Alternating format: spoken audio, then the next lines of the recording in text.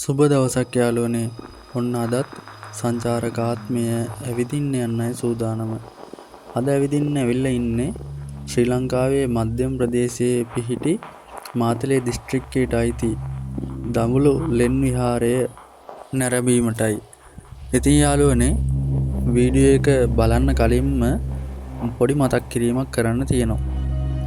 අපේ සංචාරක ආත්මය channel එක subscribe කරලා නැත්නම් දැන්ම subscribe කරන්න, bell icon එක click කරන්න, නැවත වීඩියෝ එකක් බලන්න පුළුවන්. එතකොටම ඒ වගේම like එකක් දාන්න, comment එකක් කරන්න අමතක කරන්න එපා. දඹුල්ල ලෙන් විහාරය බලන්න ඔයාලාත් ගිහිල්ලා තියෙනවා නම් අනිවාර්යයෙන්ම comment කරන්න අමතක කරන්න එපා. ඉතින් යාළුවනේ ඔන්න අපි යමු වීඩියෝ එකට. අපි දඹුලු විහාරයේ පහළ විහාරයේ ඉඳලා දැන් පහළ විහාර භූමියේ ඉඳලා කිලෝමීටරයක් පමණ දුරින් තමයි ලෙන් විහාරයේ පිහිටලා තියෙන්නේ. අපි දැන් මේ ලෙන් විහාරයට ගමන් කරන ගමන් ඉන්නේ මේ ඈතින් පේන්නේ යාළුවනේ රත්තරන් පාරට පහළ විහාරයේ තියෙන සමාධි බුද්ධ ප්‍රතිමා වහන්සේ. මේ හරියට ආපුවාම මනස්කාන්ත දර්ශනයක් දැක් ගන්න පුළුවන්. මේ දැක්කද යාළුවනේ ඈතින් පේනවා සීගිරිය. ඒ වගේම පිදුරංගල විහෙර. ඉතින් සහෝදරය ඔබත් ඇවිදින්න ආස කෙනෙක් නම් දඹුල්ල බලන්න නරඹන්න පැමිණෙන්න. මේ ස්ථානයට පේනවා දඹුල්ල නුවර පාර. මේ බලන්න යාළුවනේ මේ අපූර්වවට පේන්නේ ඒක තමයි ඈතින්. ඉතින් යාළුවනේ මෙතනට ආයන් පස්සේ මේ ලෙන් විහාරයට ඇතුල් වෙන දොරටුව සමීපයේ තියෙන පර්වතයේ තුල තමයි අපි මේ ඉන්නේ. මෙතනට හරීම මනස්කාන්ත දර්ශනයක් පේනවා ඈතින්.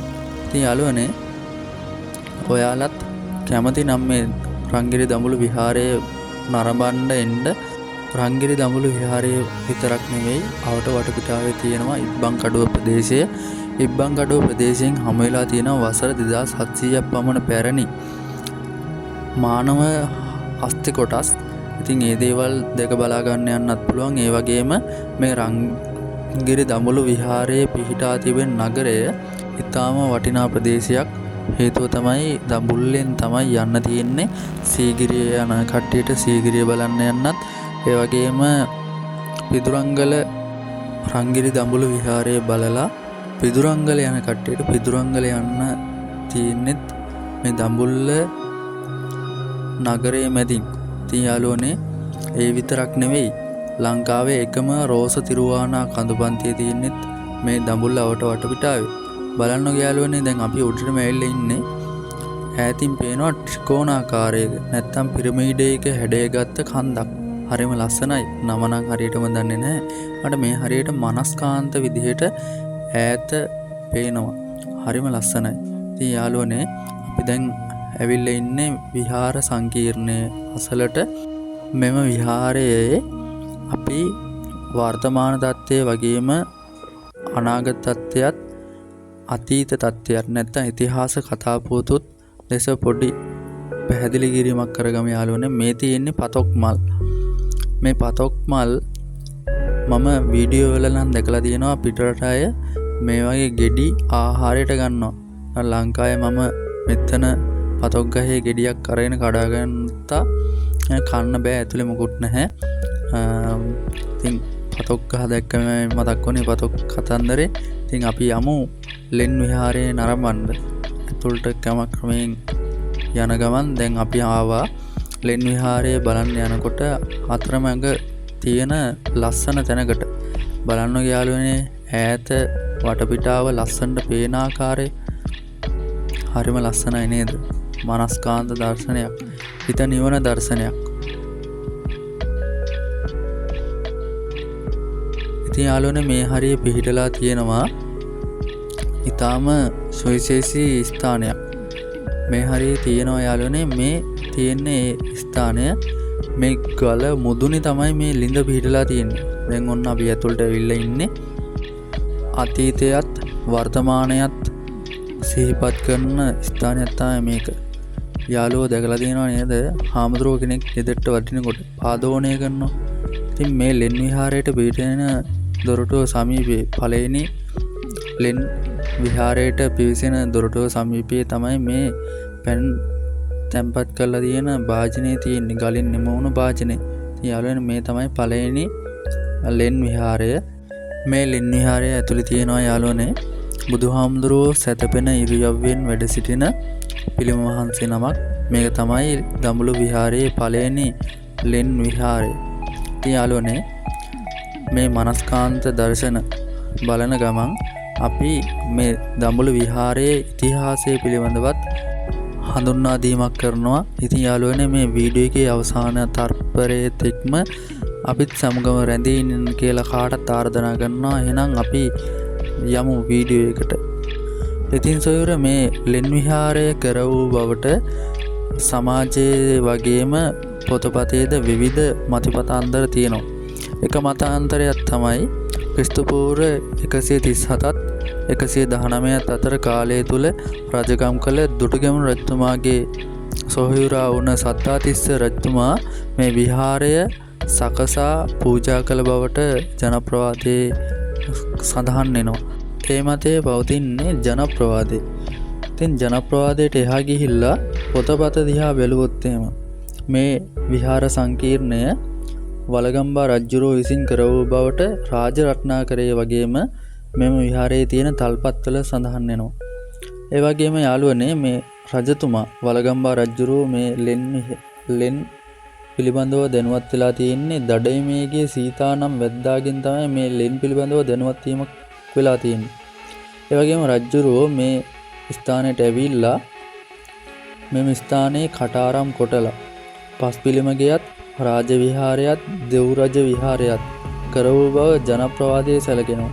ඒ වගේම ක්‍රිස්තු වර්ෂ 1187 1196 කාලේ රජකම් කර නිශ්ශංක මල්ල රජතුමා මේ විහාරය ප්‍රතිසංස්කරණය කරලා දඹුලු ලෙන් විහාරය දඹුලු රංගිරි දඹුලු විහාරය ලෙස නිශ්ශංක මල්ල රජතුමා නම් කරලා තියෙනවා.